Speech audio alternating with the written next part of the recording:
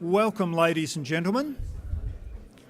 My pleasure to welcome you here this evening to what is both a panel discussion of the First Principles Review of Defence and the forthcoming reforms, and also the launch of the paper One Defence, One Direction, which I co-authored with my colleagues Andrew Davies and Peter Jennings, in which we try and explain and provide an outsider's perspective on what the review's done and what's about to ensue within Defence as a result of it. The format for this evening will be as follows.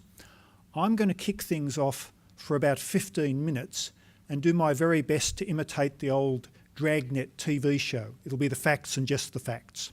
And I'm sure Paul will keep me honest if I stray and editorialise, or certainly if I get any of the facts wrong. Once I've done that, that'll hopefully give us all a common base to begin with in terms of understanding what is the main thrust of the recommendations of the review. Then I'll hand over to Major General Paul Symon, who will, for 10 or 15 minutes or so, give a defence perspective on the forthcoming reforms. And then my two colleagues, Andrew Davies and Peter Jennings, in the opposite order, will then have 5 minutes each just to throw out some ideas, some of the observations they've made that they think are central coming from the report. Then we'll throw things open for a general discussion, question and answer session. And looking around the room, there's probably several centuries of defence experience of one sort or another, so I'm sure we'll get a range of insightful questions and observations. From time to time I will look at my phone. It's not because I'm playing Candy Crush, it's because the room doesn't have a clock and I need to keep track of time. So let me begin with my part of the show. The First Principles Review was commissioned back in August 2014, and in doing so it fulfilled one of the promises that the Abbott government took to the 2013 election, and that was to have a top-to-tail First Principles review of the Department of Defence. It was conducted by a 5-person team headed by David Peaver. It included two retired politicians, Robert Hill, who'd previously been Defence Minister, and Lindsay Tanner, who'd been a Labor government Finance Minister. It had retired Chief of Army in the form of Lieutenant General Peter Lay, and it had Jim McDowell, who's a long-standing member of Australian defence industry and more recently a senior executive in British Aerospace internationally, and it was of course headed up by previous former managing director of Rio Tinto, David Peaver. The report was delivered on the 1st of April, no coincidence there, 2015, and that's why we're all here today. To put it in context, reviews of defence of one sort or another are not infrequent. There's probably been 30 or 40 in the last couple of decades, some large and some small. To give you the flavour of this one, it's one of those attempts to look at the organisation as an enterprise and to make some overarching recommendations about how to improve it. In that sense, it continues the tradition begun, I guess, most recently with the Defence Efficiency Review of 1996. In a smaller and more modest sense, the Defence Management Review of 2007 probably most closely parallels the 2008 Defence Budget Audit, which preceded the Strategic Reform Program, which ran from about 2009 through to 2012. There's no less than 76 recommendations, which I will not read one after the other. In order to try and cut through the trees, through the forest and see actually what's going on, it's probably best to focus on the 6 key recommendations that were put out in the review's report, creating One Defence, the First Principles Review. One Defence is the description that the review has given to the end state they wish to see brought about within defence.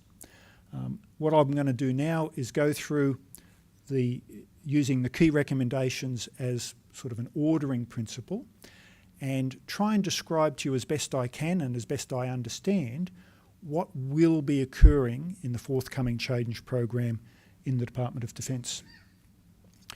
The first key recommendation is that Defence should have a strong strategic centre. And in bringing about a strong strategic centre, there will be some pretty important and substantial changes to the way in which Defence is structured. Here's the wiring diagram as it exists today, and it's the organising principle here is divided into two parts. One part is capability and output managers, and the other part is enabling functions. And it has all of the parts we know and love, including the semi-independent prescribed agency, the DMO. The key changes that will occur under the One Defence model, just from an organisational point of view, are as follows.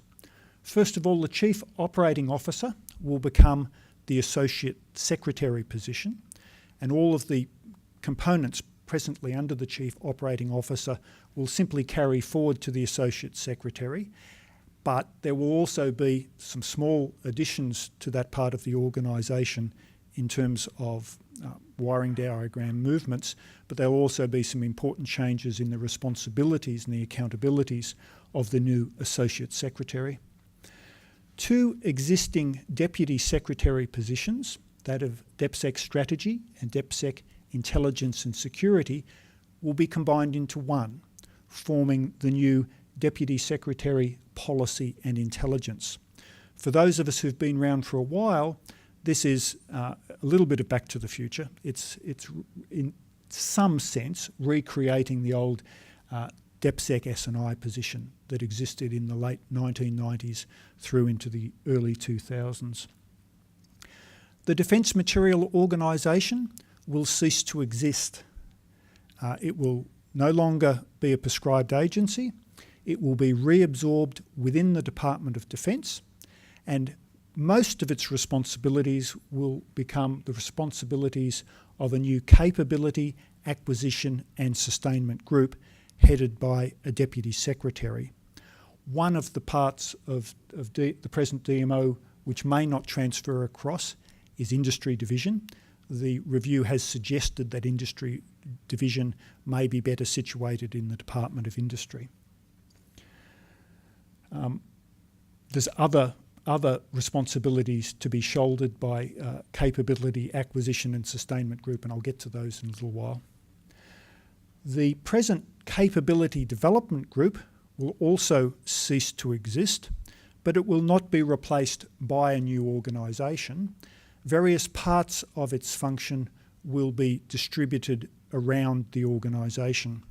The Capability Requirements function, the identification of capability requirements, will be spread between the Navy, the Army, the Air Force and the Vice Chief of the Defence Force when it comes to joint capabilities. And naturally it'll be land, sea and air going to the three services. There'll be at least some parts of Capability Development Group, the project Oversight Cell, for example, will be moving to Acquisition and Sustainment Group. But one very important move is that the present part of CDG that is responsible for writing cabinet submissions will go to the Policy and Intelligence Group, as will the part of CDG which presently contests the proposals that are put forward. I'll come back to talk more about how the contestability function will be strengthened under the One Defence model. Here's the new structure. Once those changes I've just described are put in, I should say what I've described is not all of the I's dotted and all of the T's crossed. There's lots of small variations around the edges which will be significant but not of the same level as what I've described. One thing you'll notice straight away, in the previous diagram the Secretary and the CDF lived at the top and there was a single line that went down and then split across the organisation. Under the new arrangement, the Secretary and the Chief of the Defence Force each have a clear delineation of the part of the organisation they are primarily responsible for. So that I think is an important change that needs to be recognised. Along with that change is a new proposed distribution of accountabilities between the Secretary and the CDF. Now, if you go back and compare this set of accountabilities with the responsibilities that were put out in 2007, which was the last time there was a ministerial directive outlining the joint and separate responsibilities of the CDF and Secretary, there's a couple of changes. First of all, in aggregate, there are numerically now the balance has shifted more towards separate accountabilities as opposed to joint accountabilities. Also, under the new accountabilities, the Secretary and the CDF have a particular accountability for managing their part of the organisation. And to my mind, one of the important changes is in the past the Secretary and the CDF were both jointly accountable for the development of new capability. That in essence has been cut in half, whereby the Chief of the Defence Force advises the government on force structure and the Secretary is responsible for ensuring that capability proposals are contested. The stronger strategic centre of the organisation is built around two officials. One, the Vice Chief of the Defence Force, and the other, the Associate Secretary, previously the Chief Operating Officer. In the language of the review, the Associate Secretary will be the integrator of the enterprise. The sort of responsibilities that will include are responsibility for corporate planning, including having some oversight over the subsidiary plans which occur within the groups and services elsewhere in the organisation. And of course, corporate planning includes risk management and elements of budgeting quite naturally. On the other side of the organisation, the Vice Chief of the Defence Force, as well as shouldering responsibility as the manager of joint capability, the Vice Chief will also be the integrator of joint capability.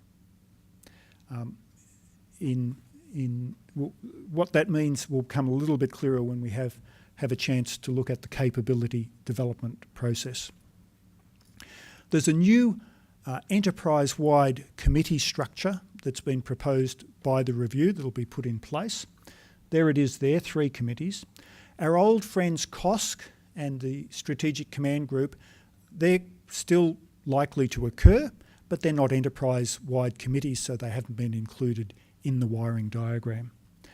The most eminent committee in the organisation will be the Defence Committee, and I've put up the list of personnel who will be members of that committee: the Secretary, the Chief of the Defence Force, the Associate Secretary, the Vice Chief of the Defence Force, Deputy Secretary, Policy and Intelligence, and the Chief Finance Officer. Conspicuous by their absence are the Service Chiefs and the Deputy Secretary, Capability, Acquisition and Sustainment. Below the Defence Committee are 2 subsidiary committees: the Enterprise Business Committee, run by the Associate Secretary, and the Investment Committee, run by the Vice Chief of the Defence Force. And their chairmanship of these 2 committees aligns 1 for 1 with their responsibilities as integrator of the enterprise and integrator of the joint force.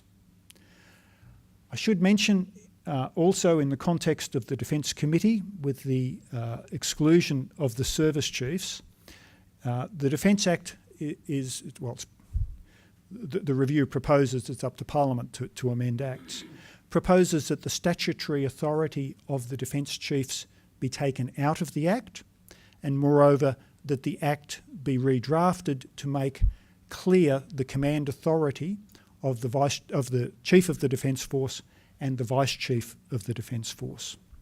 As an aside, there's some similarities with the way in which the Defence Committee has been structured to some of the reforms in the United Kingdom, although in the United Kingdom, their equivalent committee is chaired by the Minister for Defence and has some private sector non-executive members on what is, in essence, a board for the defence enterprise in their case.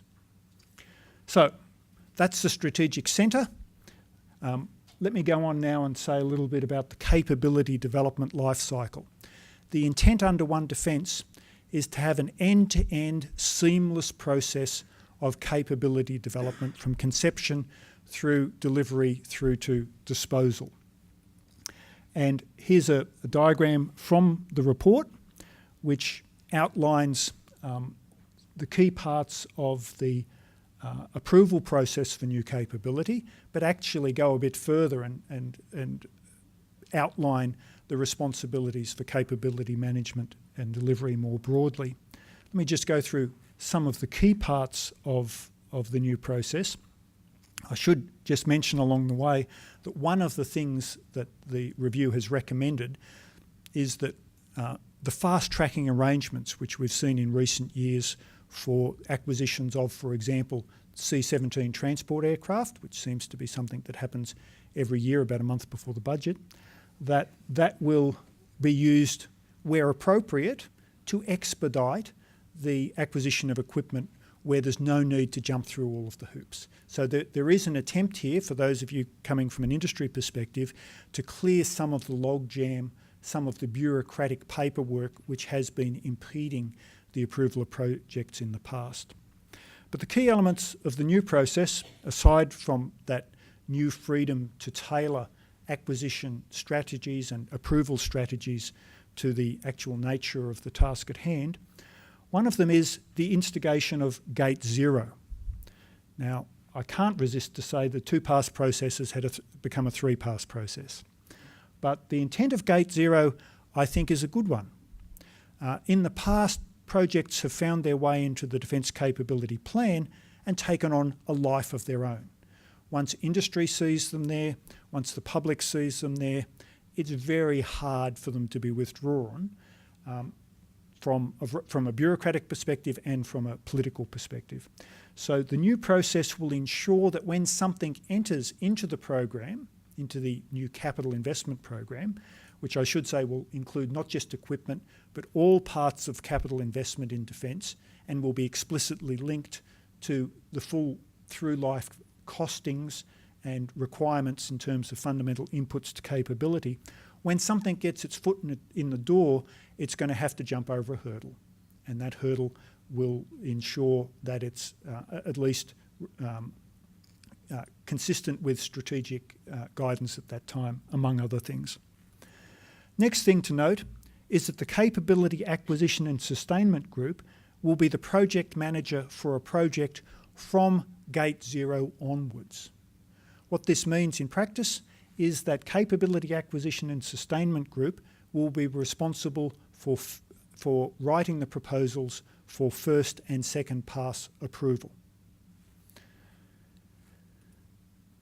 I should go back and say, by doing so, the artificial handoff is the phrase the review uses, the artificial handoff between Capability Development Group and the Defence Materiel Organisation, which we have at the moment, will cease to occur.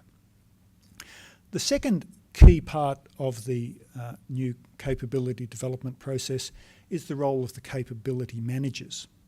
The capability managers, I can't remember the exact words, but they have the authority and the accountability for the delivery of capability on time and on budget. So in the new process, although the proposals and the actual execution of procurement and indeed the assembly of the fundamental inputs to capability will be the responsibility of Acquisition and Sustainment Group, the capability managers will be there with their hand on the steering wheel in some manner.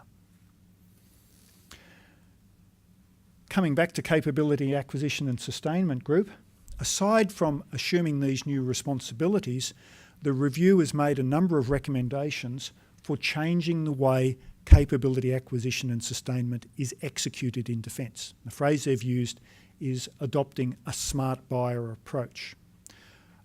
Smart buyer means a whole raft of things. It means not automatically using competition, but rather using the best procurement method that will deliver value for money in a given circumstance. It means involving industry more closely in the management of delivering capability. So rather than having your acquisition and sustainment agency contracting to have specific pieces of work done in the sustainment space, it will be a continuation of what we've already seen in recent years, and that is engaging industry to provide the maintenance of an asset with a goal of delivering a certain availability outcome for the capability managers. So it's about deepening some of the good reforms that DMO has already achieved over the last few years. The final part of the new capability development process is once again a little bit back to the future. It's a imposition of robust contestability, the sort of contestability that we used to see from Force Development and Analysis Division back in the late 1990s, most recently. For capital investment, the responsibility for this will principally lie with the Policy and Intelligence Group, who will, in the Investment Committee, chaired by the Vice Chief, bring forward the contestment of the proposals that are put forward at Gate Zero, First Pass and Second Pass. And of course, for costing issues, the Chief Finance Officer will also play a role. Although the report doesn't use the word contestability in the context of recurrent spending in the department, the demarcation here, capital investment is about buying things you're going to keep and use for the future. Recurrent spending is spending on personnel, on all of the things you need to do to deliver the preparedness of the ADF that the government has said it wants. In the recurrent spending space, the Associate Secretary will be responsible for contesting the plans put forward by the services and by the groups in the organisation. And that has certainly a flavour of contestability to it, because it will be challenging them on the basis of congruence with strategy and congruence with the priorities that the department has set forward in its corporate planning. There's some things that aren't entirely clear, and that may be that I haven't been able to assimilate them properly, or it may be that some things are being left to be refined through the implementation phase. But one of them comes down to the fact that at face value, the people doing the requirements in CDG are going to be sent to the services and to the Vice Chief, whereas First Pass and Second Pass is going to be done by the Capability Acquisition and Sustainment Group. It may be that some of the allocations of parts of CDG will change in order to align with what emerges as the responsibility for First and Second Pass in the new process rather. Moving on now, One Defence looks at deepening and strengthening the corporate and military enablers in the organisation. Going back a step, the big thing that the 1997 Defence Reform Program did was move Defence to a very firm shared services business model, where the services got their sustainment, they got their corporate services, their garrison support, their facilities maintenance. All of that was provided by central pooled agencies that were created back in 1997. What One Defence will do is consolidate that model. It will go out, and in places where functions have been duplicated in groups or services, or have never been consolidated in the first place, it will pull them in and squeeze those economies of scale, those standardisations of process and service delivery that underpin efficiency in the organisation.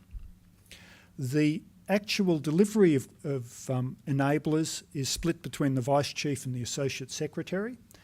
Most of the traditional enabling work will be done under the Associate Secretary, but those particular military enablers that are executed via a shared service model, like training and education, ADFA, those things will continue to be the responsibility of the Vice Chief. In the corporate space, there's also a series of recommendations about strengthening the governance of information technology, systems architecture, standardisation, that sort of thing, improved management information systems.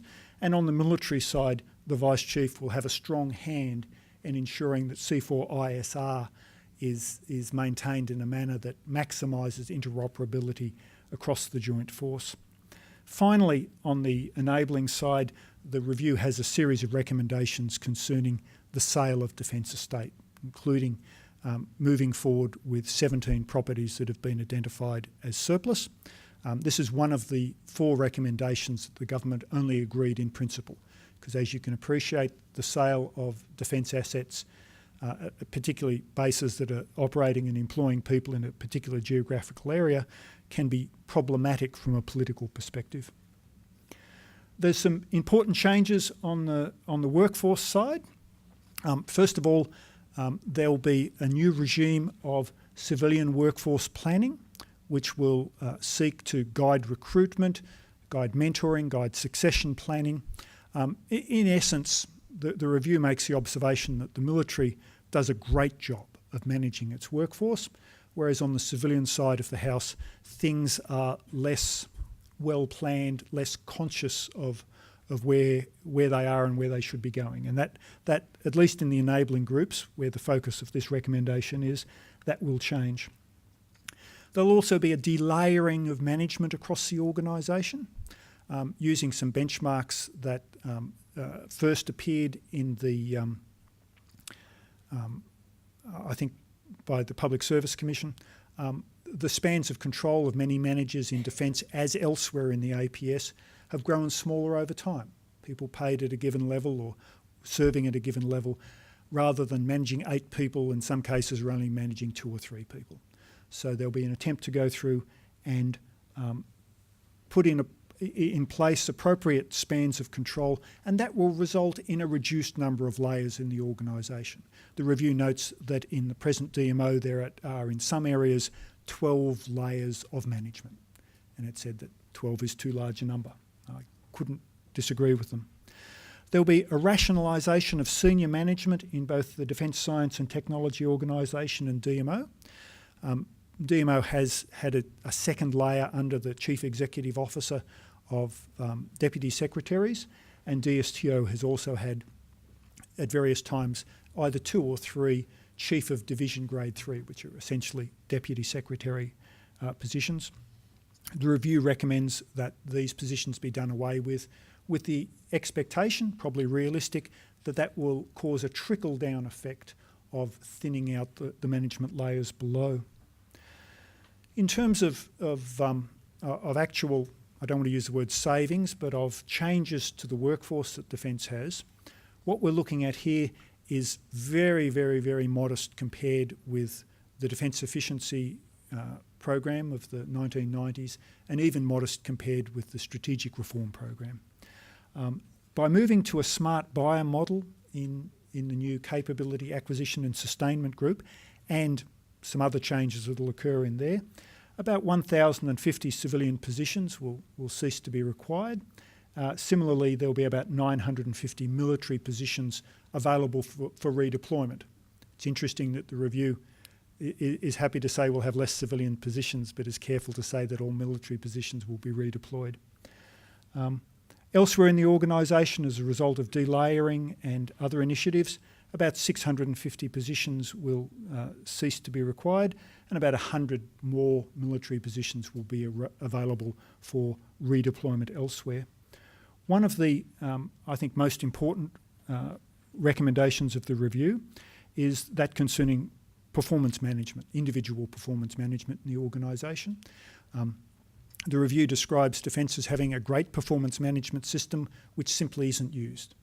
And they give them a recommendation to give them every encouragement to go out there and manage their personnel actively, to have those hard decisions where necessary, to not only encourage people who've done well, but also to actively manage underperformance on those occasions when it occurs. Finally, implementation, I've got the wrong the wrong little picture up there, my apologies. The implementation is planned to occur over a 2-year period. There's, as I understand, and perhaps Paul can outline, I think there's a 90-day planning period where a lot of the details, and there will be a lot of details that have to be worked out, are sorted through. But most of the reforms are anticipated to have been completed within 2 years.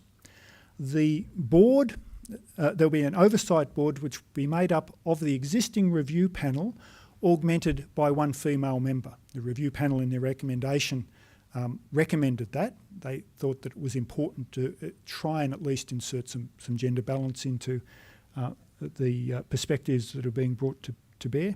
And there will, of course, be regular reporting, both to the Minister, and on an annual basis there will be reporting back to Cabinet on the progress of the reforms. So let me finish there and invite Major General Paul Symon to come and give Defence's perspective.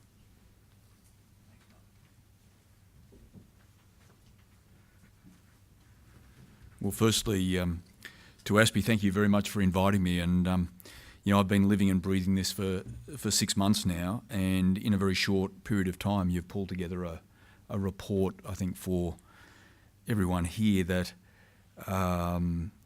is very impressive in the extent to which it's understood the power formula that arises from the implementation of the First Principles Review. I don't, in the third part of the report that talks about each of the recommendations one by one, there are certain points of difference that may come out in the discussion.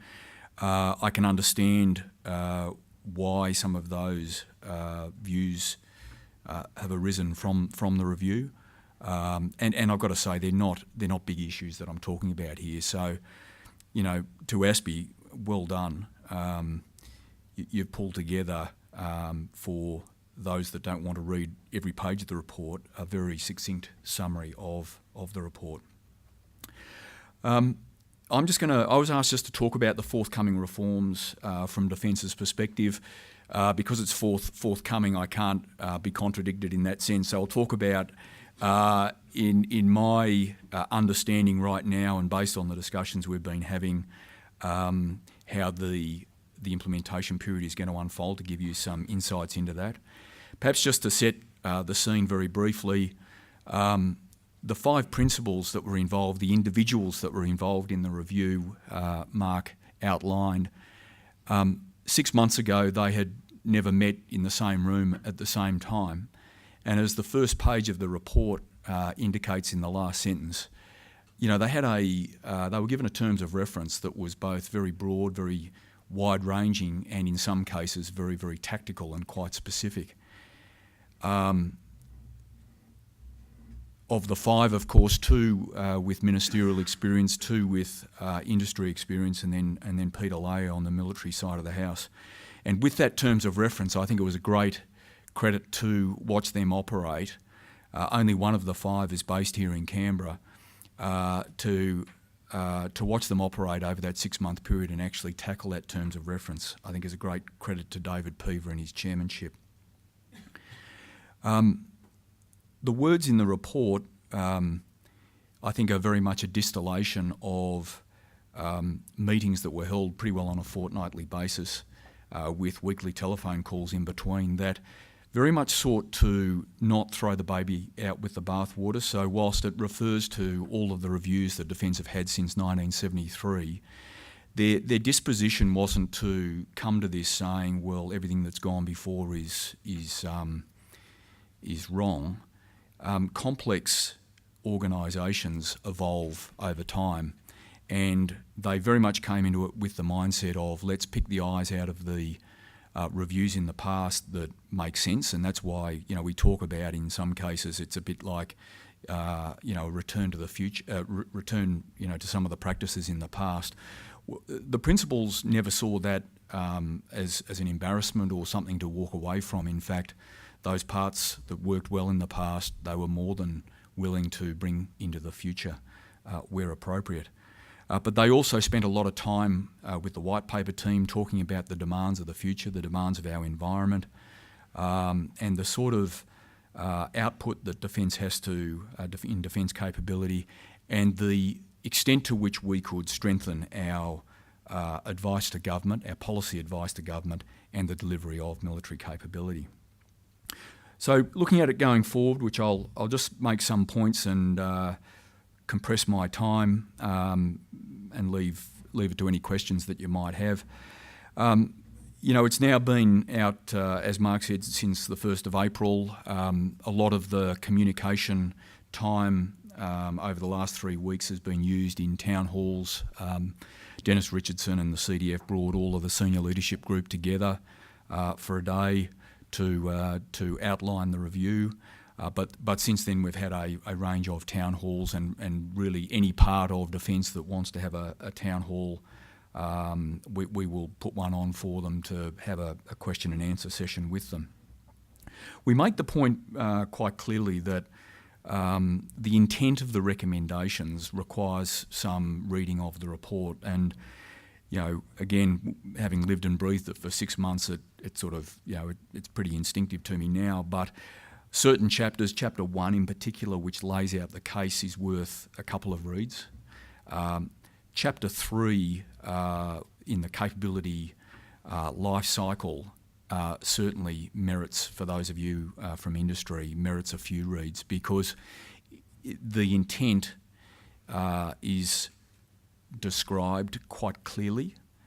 The prescription around exactly how it is to reveal itself still requires a lot of hard thinking.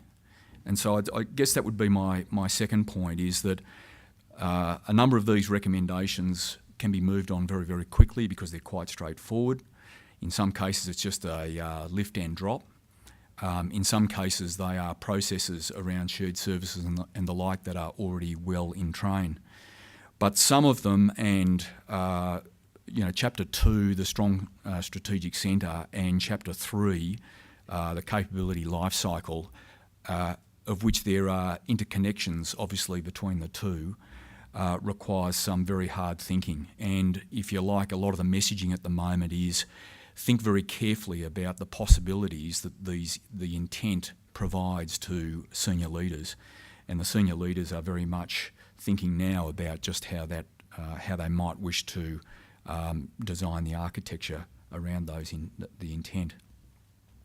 We are aware of previous reviews where Defence does some gaming along the way in the implementation of recommendations.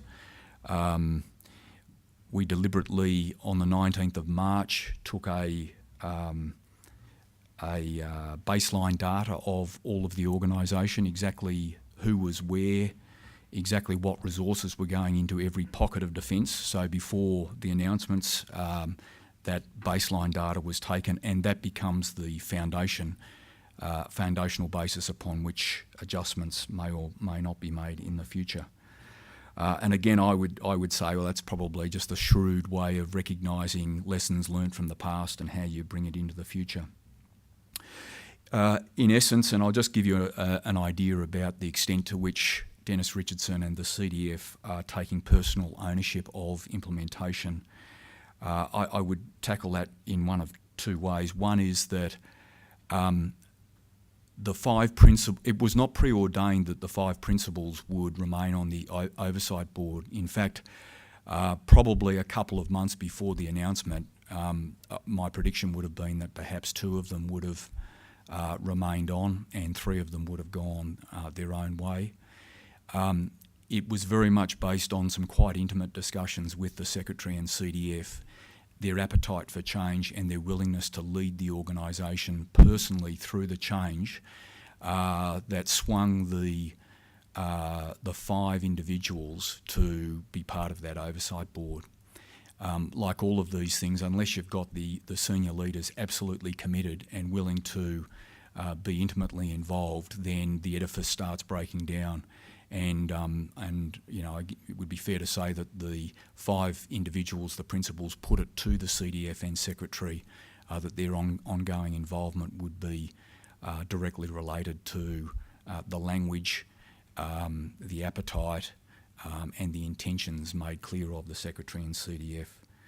and as Mark has highlighted, the constitution of the 5 members was given to them from the previous minister. The oversight with respect to the gender issue was therefore made as an explicit recommendation by the panel members who recognised that it would be more appropriate to have a female in implementation. Look, just to let you know what's going on, really since day one, the Secretary and CDF have been convening weekly meetings of an implementation committee. At this point in time, they have both personally committed to running that on a weekly basis for 2 years and have set that time aside in their diaries. In the weekly implementation meeting, they have the members of the Defence Committee that Mark outlined, augmented by 2 further individuals. One is the acting CEO of DMO, and the other is DepSec personnel Rebecca Skinner, to assist with the implementation, high-level thinking at this point in time. They've allocated out 5 work streams and assigned leadership of the work streams to Defence Committee members. The Associate Secretary picking up enablers, the workforce and behaviours are the 3 key work streams that the Associate Secretary picks up. And then the Strong Strategic Centre, DepSec Policy and Intelligence will lead that stream of work, and the Capability Development Life Cycle, the Vice Chief of Defence Force will lead that stream of work.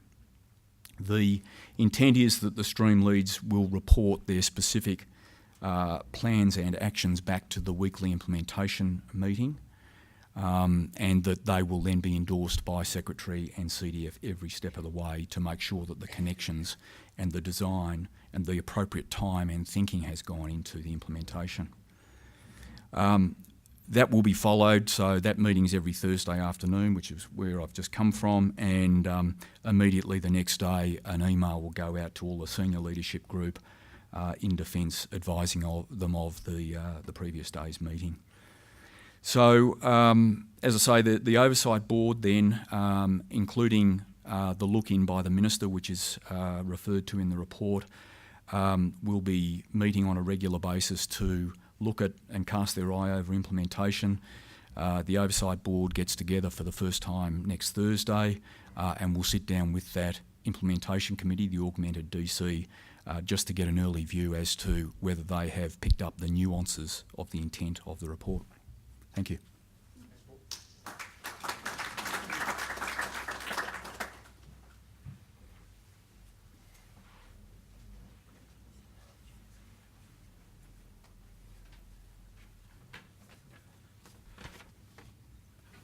Well, firstly, thanks to Paul Symon for coming in. Could be an example of the GNU entering the lion's den. If none of you know what that means, it means you're not reading The Strategist, ladies and gentlemen, www.aspistrategist.org.au. I'm going to make my comments very brief, but say a few words making an overall evaluation of the program, and then talk about root causes, talk about some of the things which I think can be considered risks to implementation. And I'll end with some thoughts about the life cycle of defence reviews and lessons that might be learned from the experience of the 36 reviews that we've seen of the Defence Organisation, 36 major reviews from 1973 up until now. So my overall, the assessment of ASPI's publication today is that these are important reforms. Implemented well, they do have the potential to produce good results for the department, but I stress implemented well. That is going to be, I think, the key to success here, because it's only in implementation do you get to grips with the realities of applying what inevitably in reforms are broad brush recommendations to deliver precise outcomes. Now, as we have gone through the recommendations, we do see gaps which will only be filled by adroit implementation at this stage. Let me say a few things about root causes, because the first chapter of the review spends a bit of time trying to answer the question, how is it that Defence has got itself to this state in terms of internal organisation? And they come forward with three diagnoses to explain that. The first is to say there's been a very high operational tempo, and that is something which has not diverted the attention of senior leaders. That has rightly been the focus of the attention of senior leaders. Secondly, they point to budget uncertainty and the $18.2 billion which was removed from the defence budget from 2009-10 onwards. And they say this has led to reactive planning, a deferring of military capabilities into the out years, and a hollowing out of enabling capabilities. And then they talk about leadership churn, pointing out that we have seen since 1998 9 ministers with an average tenure of 2 years, 6 secretaries with an average tenure of 2.5, and 5 chiefs of the Defence Force with an average tenure of 4 years. Now, I guess my very, very hard to disagree with that description of root causes, but I suppose the first point I'd make that is none of those are the organisations doing. These are exogenous factors which have impacted on Defence's operation. The high operational tempo is a result of worsening strategic circumstances. And I don't think that we should say that there is a complete lack of connection between the very high capability, high quality operational behaviour of the Defence Force and Defence's internal management. It seems to me there's got to be some relationship between those things. On the second cause, budget uncertainty, I think David Peever's team is absolutely right. If you take $18.2 billion out of the budget, it is essentially going to undermine any capacity to implement change. And that is what happened to the Strategic Reform Program, the last big organisational reorganisational exercise before the Peever review. I think the message for government in this is very clear. If you want Defence to manage itself better, you need to stick to deliverable long-term spending plans. And it seems to me that inevitably that is going to call for a large measure of political bipartisanship and a willingness not to overpromise. So some of the diagnoses, in fact, does lead back to how governments and oppositions behave. On the third root cause, that's the one about organisational churn. Frankly, I see this as a permanent feature of the defence system. We have 36-month political terms here in Australia, and that means to say that ministerial longevity is rare. And the tenure of secretaries and CDFs is very much the gift of the government of the day. So that's the root causes. Let me talk now about what I see as being the 3 key risks to the implementation of the project. First one is that, as is always the case with organisational reviews in Defence, you have to implement the review at the same time as you conduct your normal business. And as there is such a profound set of changes taking place within capability development and acquisition in particular, let's just remember that over the next 24 months, which is the 2-year period for the implementation of the review, Defence will have to develop recommendations for government on C-1000, the submarine replacement program, C-5000, the Anzac frigate replacement program, and a significant number of other procurement programs at the same time. A whole slew of defence projects that will be announced in the 2015 Defence White Paper. Clearly that is a risk. There's no two ways about it. The aircraft will be being redesigned in flight and still has to deliver passengers to the terminal. Secondly, the report, I think, has perhaps overemphasised clarifying individual responsibilities for key decision makers and has perhaps insufficiently acknowledged that the whole system has got to work together to deliver outcomes. Now, I understand what's going on here. This reflects continuing interest in the need for sharpened accountabilities down to the level of the individual. But no matter how sharp the accountabilities, the system has to work as a team. It has to be a team effort. And I think if one overestimates the role of those individual responsibilities, what we have potentially is gridlock. And I think similarly, and this is my third risk, the review on one reading can takes a sort of uncollegiate approach to structuring the diarchy between the Secretary and the CDF. As important as it is to clearly state what their separate responsibilities are, the success or failure of the diarchy really depends on how the two principals work together. And I think that's frankly more important than what they control separately. Let me mention just briefly values. Values is only mentioned once in the first principles review, and it's about the second last paragraph of the document on the very last page of the report. It says, underlying all of these changes is the need for a behavioural shift in order to give true effect to the one defence system. And then it says, what are behavioural elements? Well, that includes attitudes, belief systems, and core values that drive behaviour and guide the daily activities of decision makers through the institution. Now, my experience of working in defence over many years is frankly far more important than organisational design is the way in which people behave towards each other when they come to work. And ultimately, behaviour is shaped by values. Now, I know for many people who've been who are in this audience and who have lived the defence experience over quite a number of years, what I'm about to suggest now is only going to generate eye-rolling and anguished sighs. But I think what is required here is that defence needs to have another discussion about values, the values that its peoples hold. You know, if organisations tolerate bad values, they will fail to deliver high performance no matter what the organisational structure.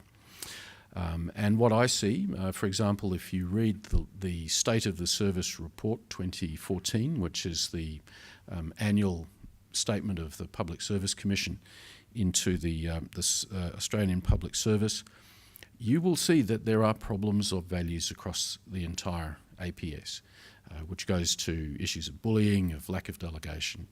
And I'm going to make a guess here and say I don't think Defence is immune from some of these challenges. So what we need to have, I think, is an internal discussion about how to encourage the right values right values and behaviour from senior leaders to the most junior staff in the department, and that will create the constructive basis from which to talk about implementing the One Defence review.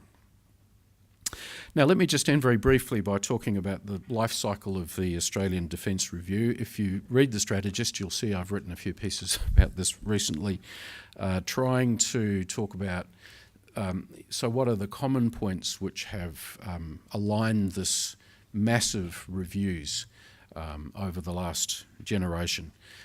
If I brought them in, they'd probably be about as high as this podium. I think that there are a number of lessons which come from considering these things in the aggregate. First is that oppositions should be very careful about what they promise when they're in opposition. So many of these reviews, and particularly the bigger ones that have happened, were really the product of decision-making that happened in oppositions which are not well supported necessarily by advice about how these things should be structured. I'll share with you now. I think we're beyond the classification period. I'll share with you now an incident that happened to me in the 1993 election campaign when I was at that stage about 12 years old. No, a little bit older than that. Working for Alexander Downer, and he and I were driving off to the commissioning of, I think it was the second hull in the construction of the Collins-class submarines. We was literally sitting in the back of a taxi on the way to Osborne. And some of you may recall that at the time the commitment which the then Labor government had made was to acquire 4 submarines. And as we got closer to Osborne, Alexander was saying to me, what can I say? What can I say? You know, the media will be there. I want to try and say something that will get me some coverage. I said, why not make a commitment to build 2 more submarines, Alexander, after the 4? And that's what we did.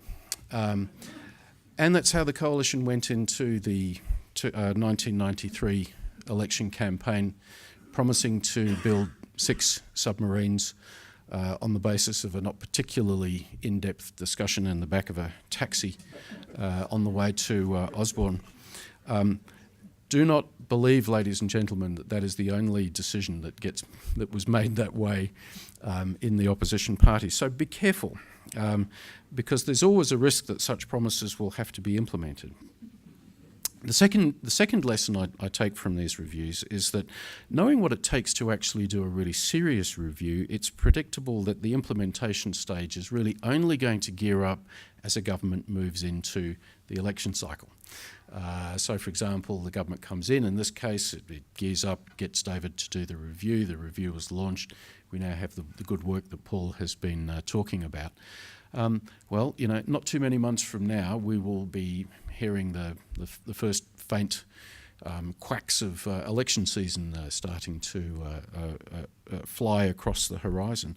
It's a politically risky time, and that is just the product of how our 36-month political cycle intersects with policy development. Third point I want to make, and I'll end after this, is simply to say reviews really slow down defence administration. If you think about it, in the 12 to 18 months it takes to deliver a product, the department tends to find itself in a bit of a fallow period where it pulls its punches on its ability to make big administrative decisions. Why? Well, because there's a review due. And then you have to consider that there has hardly been a week at any stage in the last 30 years where defence has not been under a major review. And yet, the critique of all of these reviews starts by saying, well, it's actually the internal management of the organisation which is poor. Now, I think that clearly goes to why David and the team talked about, give us 5 years where there will be no reviews so that this process can bed itself down. But 5 years covers 2 elections, right? We will inevitably have changes of minister and changes of senior leaders in that time. It's not going to happen, I'm afraid. So, Paul, and I can say best of luck for the implementation.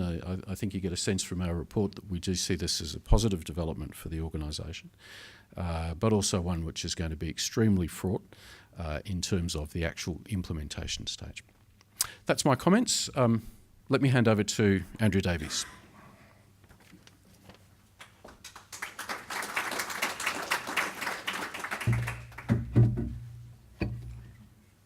Thanks, Peter. And at this stage of the proceeding, following 3 very knowledgeable people, just about all I could say was what they said.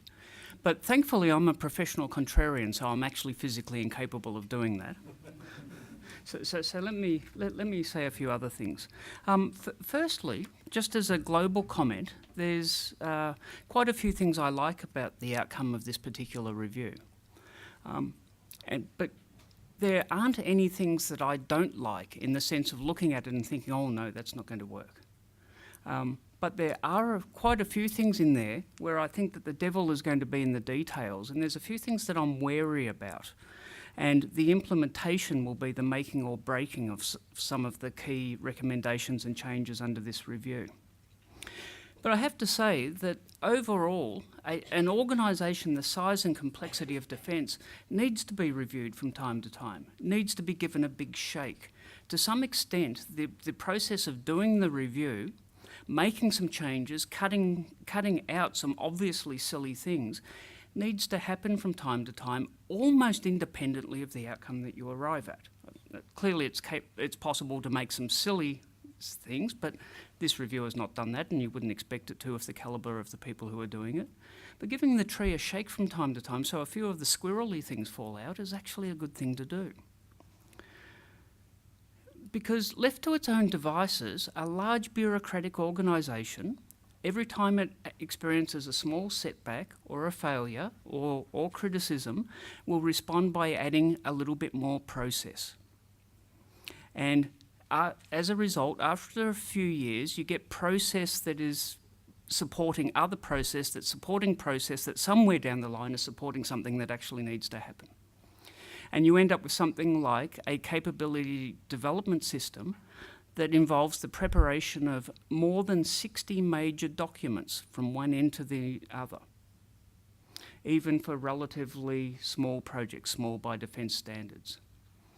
And yet, for all of that micro process that gets put in place, some of the macro things can come out wrong. The Defence Capability Plan last year, when I had a look at it this time last year, you do the back of the envelope calculation. You take the 5 biggest projects, estimate how much they're going to cost, and the answer you get was something in the order of $100 billion. And you look at the major capital investment budget, and it's about $5 or $6 billion. So you have 18 to 20 years worth of major acquisition budget on the 5 biggest projects. And the other 110 or so, including all of the enablers that make the Defence Force a joint effective organisation, there's no money for them.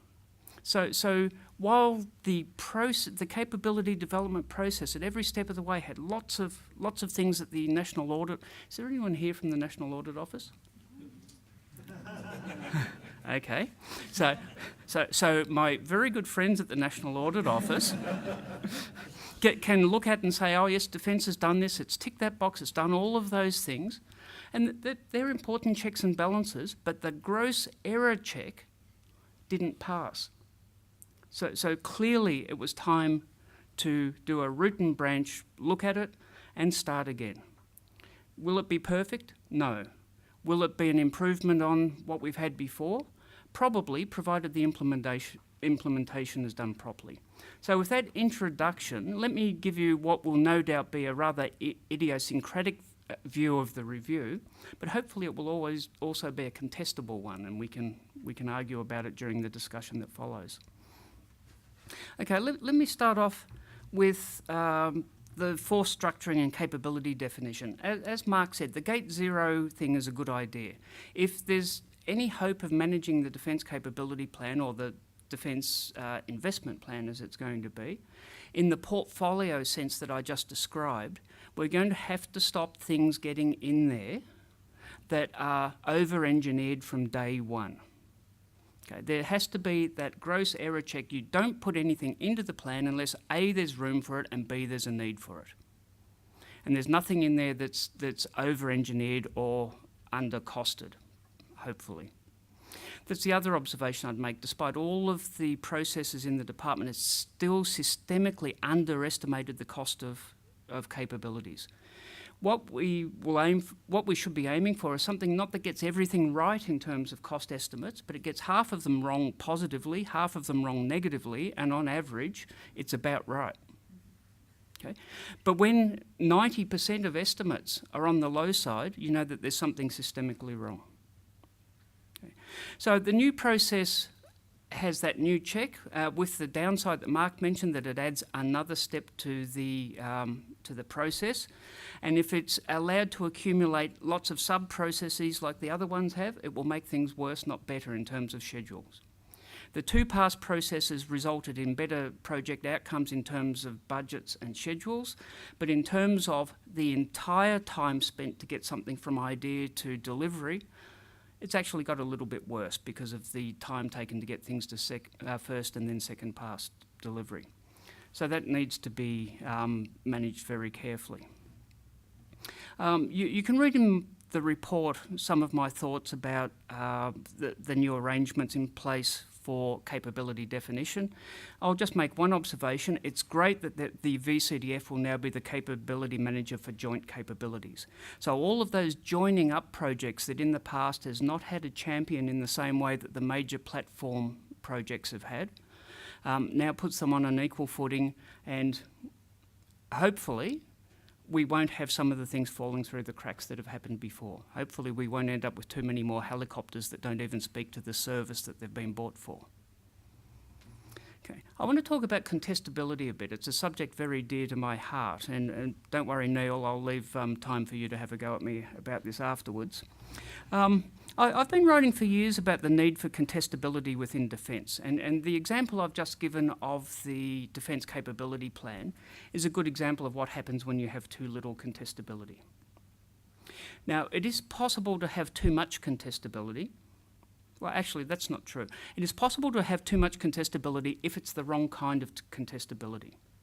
Now, I've had a discussion in the last few days with Ross Babbage, who headed up Force Development Branch in the 1980s when FDA, as it was then, was in its heyday. And it was very interesting to swap notes, because I was there for the last 5 years of the FDA process, and I saw an organisation that was often adding value, but often not adding value. To use a colourful turn of phrase that I learnt back then, sometimes it was a cork in the bum of progress. It was contesting for the sake of contesting. So you can have too much contestability if it's not done properly. So one of the big tricks for the contestability function will be implementing it right. And I would say, and you'll see the thoughts that Ross and I have on the blog tomorrow morning. But the trick is to get the right people with the right analytic skills and the right military experience and not have too many of them. Pick the things that require contestability. A lot of capability proposals won't need contestability because they're fundamentally sensible, especially if the gate zero part of the process is doing its job properly. So work out the things that need contesting, and whoever is going to be the head of contestability, let me give one piece of unsolicited advice. Don't champion something that is opposite to what is being championed by the services. Don't become the champion of the contrary option. Become the even-handed presenter of the pros and cons of all of the options. If one of them is better than the one that's being put forward as the preferred option, let the facts and figures speak for themselves. Okay. The only other comment I'll make is that I think that there's a serious risk with the abolition of the DMO in two senses. Firstly, maintaining the skills and the professionalisation of the acquisition workforce will be more of a challenge when DMO is part of the broader defence enterprise. I think there's a lot of positives in having DMO back inside, incidentally. But I think those specialists skills will be harder to maintain, especially in a smaller workforce where the average skill has to be higher in order to get that smart buyer function. I think there's a risk there. And the other comment I'll make is that there is a bit of a risk that one of DMO's important roles is as a regulator. The government is a monopsony buyer of defence services and equipment, and it might be, as Mark put it in one of his pieces, it might be a lovely day at the Office for Defence Industry if nobody's looking after the Commonwealth's interests particularly closely, but it won't give the taxpayers the best outcome either. So I think that's a risk that needs to be managed carefully. We shouldn't throw out the regulatory baby with the one defence bathwater. And on that, I'll sit down, and I think we're moving on to... Mark, are you going to talk now, or are we going to Q&A? Q&A. Q&A. Let's have it. Thank you very much, Andrew. Thank you very much, Andrew. Do we have any questions? The Right Honourable Neil James. From the Australian Defence Association. Look, I declare a conflict of interest because it was the ADA that suggested to the government that first principles review. And unfortunately, the terms of reference are later novel. It's not the problem, though. Whilst the team did a great job in many ways, in nearly every way, and the report's a very good report, and ASPI's analysis is very good mostly. The real problem is there was no look at the defence function. All the report did was look at the department, and it didn't look at how governments in Australia need to manage the defence function constitutionally and civil control of the military, and a number of the problems like ministerial overload and how many ministers you need in the portfolio were just never examined. And you're not going to fix the department until you fix how the government manages the whole function, because the department is only part of the problem, and therefore it should have been only part of the review, and that didn't occur. I'd be interested on people's views about why that didn't occur, I have my own personal views. I'd be interested in what you four think. I've got the microphone, so I'll give it a go. It's just a fact of life in the Westminster system that it's the gift of the government as to how they structure their ministries. And we see governments come and go and portfolios are coalesce, are divided, so on and so forth. And by all means, observers such as ourselves should be advising governments on the pros and cons of ministerial arrangements. But at the end of the day, I don't think you need an external review to get that advice. The best advice on that matter is going to come from ministers who've been in the seat and know whether they've got the time to discharge their responsibilities properly, and they can take it up with the Prime Minister. Can I ask a quick supplementary then? We had a first principles review in 1957, which did actually look at the bigger picture. Why wasn't it possible now? So Neil, firstly, the Mooreshead review that you referred to, you raised with David Peaver, you'll recall, and in the discussions, yeah? And the points you're making right now, you articulated very clearly to David Peaver when he met with you. It wasn't left there, it was discussed then with the team when they came together. And, you know, I very much agree with Mark that the discussion that unfolded unsurprisingly involved two former ministers from both sides of politics that very much, if they were sitting here now, I think would agree with what Mark just said. It is the gift of government. The principals thought very carefully about what shaping advice they might give to government. They didn't feel it would be of any value to provide shaping advice with regard to duration of appointment, allocation of portfolio responsibilities. They did, though, I think, quite shrewdly point the way to a few myths that they wanted to bust with governments. They wanted to bust the myth around a third, and suggest a far more refined way of thinking about that particular myth. They sought to bust the myth around the tooth-to-tail ratio, which has been liberally applied over decades in whatever way the author making the point wants, you know, whatever point he or she wants to make.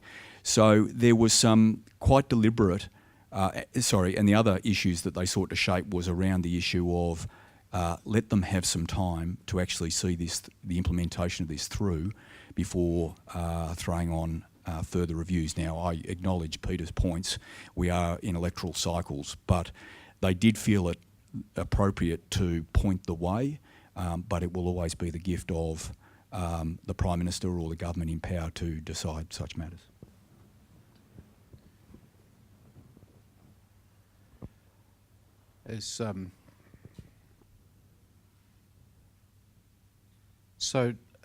Neil, I'm going to adopt one of your approaches to answering questions, which is to say I think you should have asked a different question, actually. And I think we are in need of a review of how government works in Australia.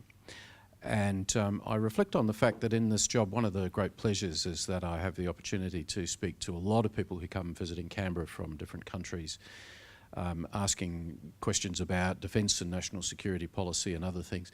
Increasingly in the last couple of years, what I have found is people saying to me things like, you know, we thought Australia was good at public administration, but it seems not so. What's happening? How is that coming about? And I think the problem is not so much the defence part of public administration as the relationship between government and public administration more generally. The sorts of things that I would like to see reviewed, which I think would improve the quality of policy making federally, would be looking at 4-year terms. It would be Senate electoral reform. It would be trying to codify the roles and responsibilities of ministerial staff vis-a-vis the public service. It would be looking at different ways to run the committee system so there's less in the way of public grandstanding and more in the way of in-camera discussions around the real essence of public administration problems. Now, that's a different type of review from what you're discussing, but I think it's something that ultimately in this country we're going to have to look at. It's you can review the tax system, you can review the structure of defence, you can review healthcare, but sooner or later you've also got to do what Andrew talks about, which is to actually look at the mechanisms you make for policy. And if I was master of the universe or boss of the Veld, I would be saying it's time to have a look at the overall system and come up with something, just some subtle changes. We don't need to redesign Australian democracy, but I think we do need to look at a few things that just don't work quite so well in the modern policy-making world.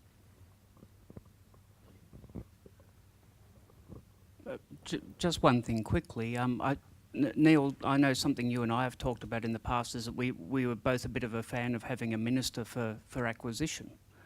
Well, yes and no. One of the points I make in the report here is that having DMO independent of defence works best when you have an acquisition minister for them to work to. But what you actually do in that case is you export a problem. You then have a defence minister and an acquisition minister, and if they can work collegiately and well together, everything's wonderful. But if not, it's just another point of contestation. And I think we've seen both of those examples in the past. And it also meant that you had R1 and R2 running interference on each other at times. So it's one of those things that streamlining the ministerial responsibilities has pros and cons as well. Next question. Chemical and consultant now into defence. Capability Acquisition Sustainment Group is fairly clear in the front half of its functions, capability acquisition. It doesn't seem, and going through what's now effectively the three-pass process, it's not as clear in terms of the sustainment of capability 20 years after introduction into service. I'm interested, where does the report take us in terms of the relationship between service chiefs who are still responsible for capability and the FSEC?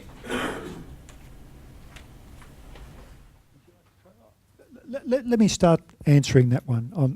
If I get it right, the question is the nexus between capability and sustainment group and the service chiefs in terms of the routine sustainment and maintenance. I think a few years ago there were some problems.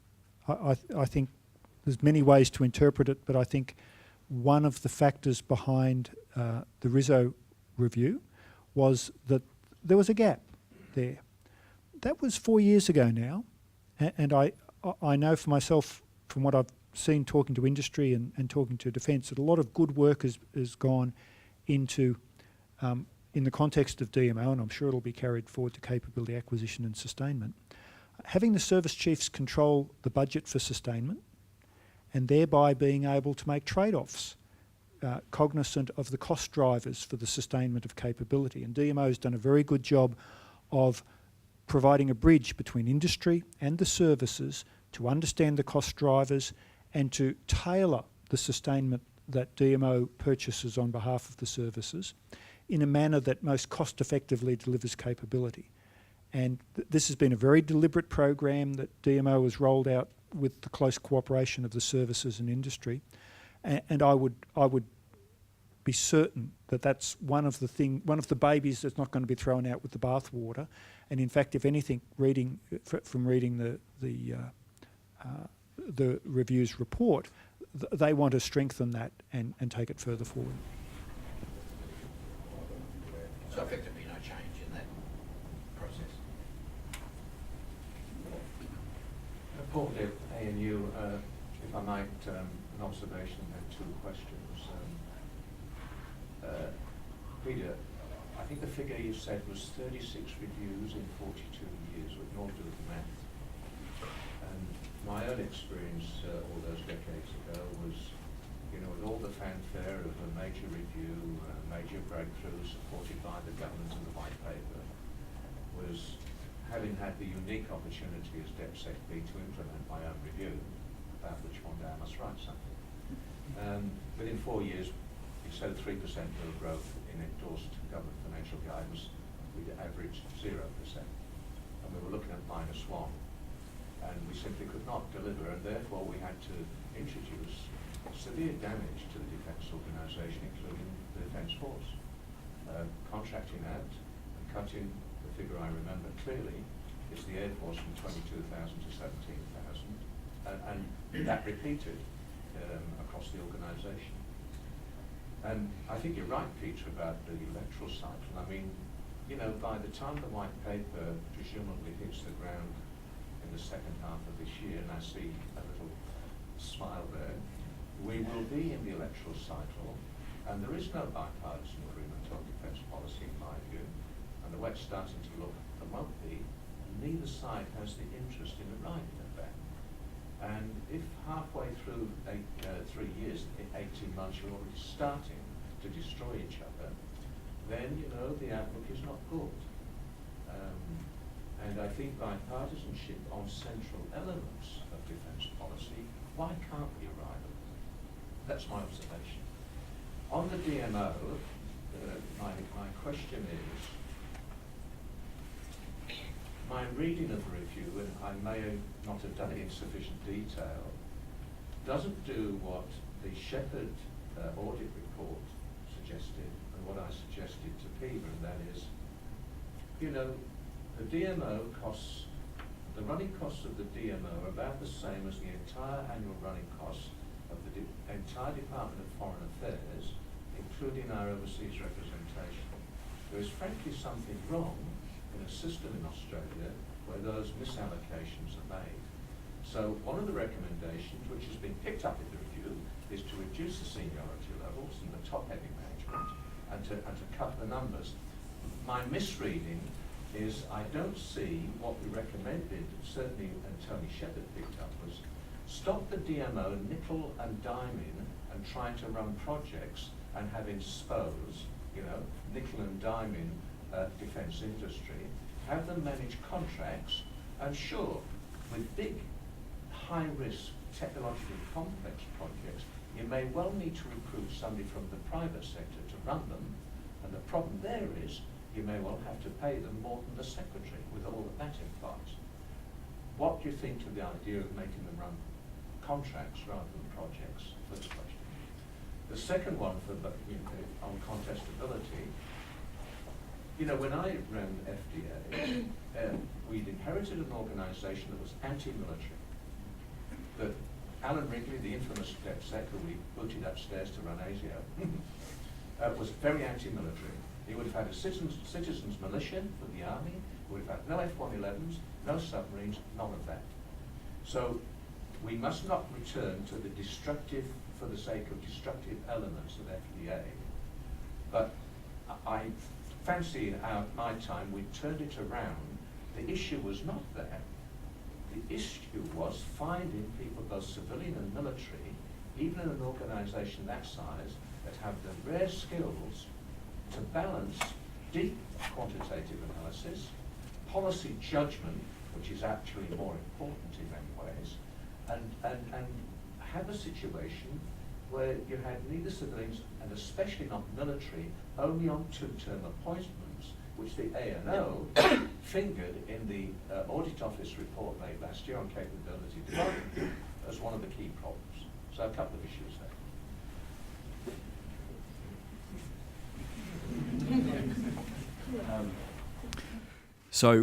there. Paul, there's perhaps 3 points I would make. The first one, which wasn't one of your questions, but set the conditions, was about overheads. I think what has been underestimated is the extent to which, over the last number of years, transactions between Defence and DMO are a business in its own right. So just for Defence and DMO to operate together, given the arrangements that we have at the moment, there are a significant number of staff whose job is to conduct, transactions between Defence and DMO. That will all go. There will be no need for that. Correct, absolutely. That is quite a significant number of people for starters.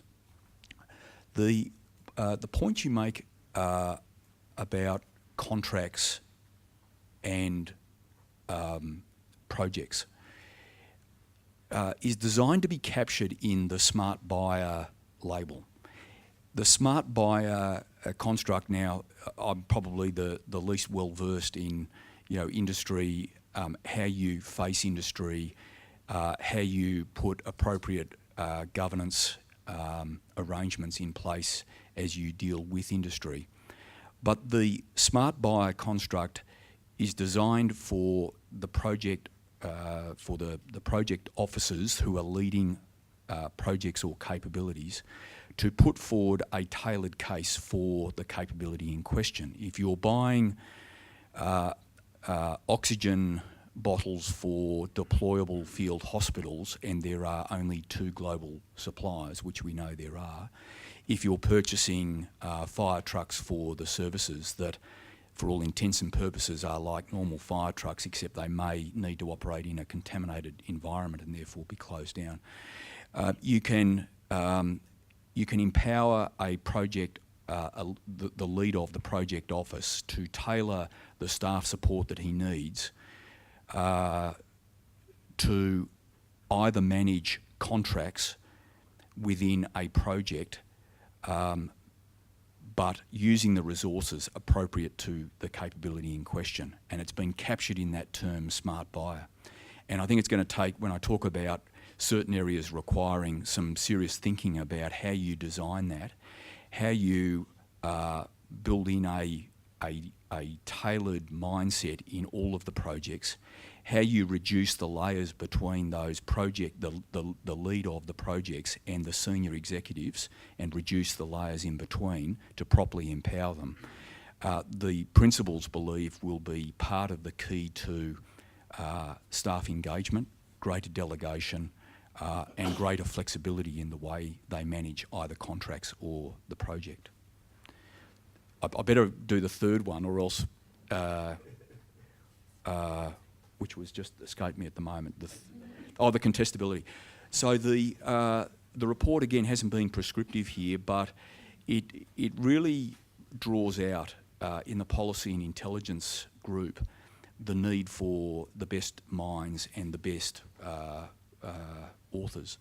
And it very much entertains, and I think will be the gift of the DepSec to think through how that might play its way out. But the intent of the recommendation, an intent that underpins it, is that we would look to more flexible arrangements between being inside that group, coming here to a place like ASPI or some of the think tanks, going to universities, going overseas if necessary, but trying to build a cadre of people whose thinking and writing skills are of sufficient quality that they are marketable around the very small community, as you rightly say, that are up to doing this sort of work. The concern was that in Defence we've lost a lot of ground in that particular space. It's a very contested environment, if I use that term, because of blogs and just the communication flows these days. But Defence needs to look at some arrangements here to prize back some of that quality. So the intent with the contestability is to have the right behaviours.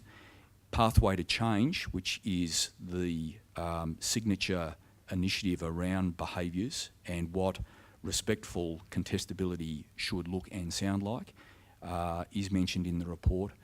So this is the intent, but it will take some thinking about how we actually implement that. Just if I may, on the DMO report, could I just ask, I think there's a passing mention of the SPOs, and there's one example that stands in my mind, some work I did for the RG group 2 years ago, querying the Deputy Chief of the DMO about the SPOs, and a former DMO officer who was very senior in a particular defence company said to the DMO, I've got a maintenance line for Classic Hornets, and it has 120 people maintaining Classic Hornets. Your DMO SPO is 120 people. I mean, if that's true, and I notice you're nodding your head, what's going to be done about that? The principals didn't use the phrase, but there were conversations around what they called man marking, or person marking would be the more appropriate term. And they think that the first principles review and the intent of the recommendations outlined in Chapter 3 is very much designed to absolutely bring to a minimum person marking, and this idea that you can lean on industry, you can trust industry when you've done due diligence and thought through the nature of the capability or the contract in play, and you then need to think about the risk.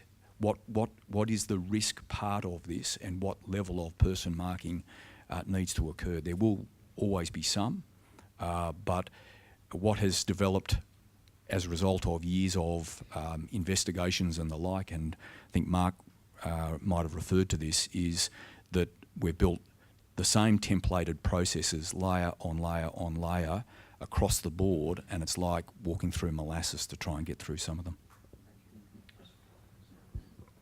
I'll just make two quick comments, Paul. I'm not going to try to defend 120 people in the Hornet's bow, but I did some commissioned work a few years ago and I had to go and visit them up in Williamtown. I was really impressed at how they're managing that ageing aircraft fleet. They're managing it by tail number, and it's so tightly integrated with Air Force logistics, training, operations, that they know how many hours each tail number is done in terms of level flying, air-to-air dogfight, all those sorts of things. If you tried to let that out as a contract, the contractor would go and talk to all of those Air Force people and then charge you. The contractor would go and borrow Defence's watch and then tell them the time at a significant expense. No, you probably don't need 120, but you need some. And one other comment about contestability and how you might implement this time around. As I said, tomorrow morning on the blog, Ross Babbage and myself have some thoughts. If you have some thoughts, 800 words, double-spaced, please.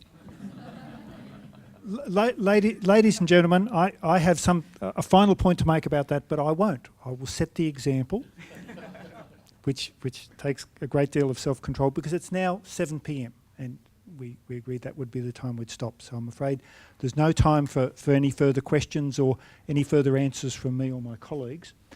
It remains for me to thank everybody today, most especially Paul for coming along from Defence.